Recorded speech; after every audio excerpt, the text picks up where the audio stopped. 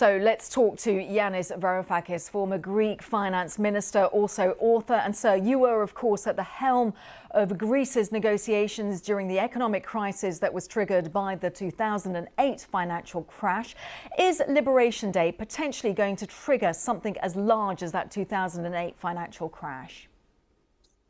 A better analogy to 2008 is 1971, because this Trump shock, which we are all expecting with bated breath to hit us today, is not unprecedented.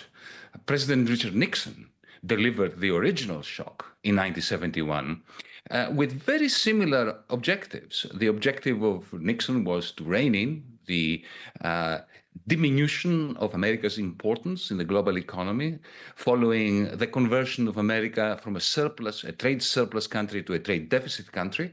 He essentially unleashed a major economic war against Europe and against Asia, Japan in that case, for the purposes of devaluing the American dollar, which he succeeded in doing.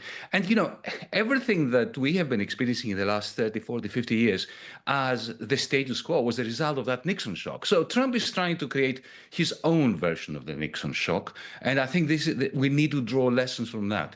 And allow me to say, because I was listening to your program, when I hear Ursula von der Leyen or the Canadian Prime Minister trying to outcompete Trump in terms of bravado, my message to them is, folks, when you're running a very large trade deficit, especially the European Union, $240 billion of a trade surplus, not deficit, with the United States, you cannot win a tariff war against Trump because you will run out of things to tariff before he does. So we better look inside our own economies for ways of changing our own economic model, given that he is trying to emulate Nixon and, blow up the prevailing monetary and trade system.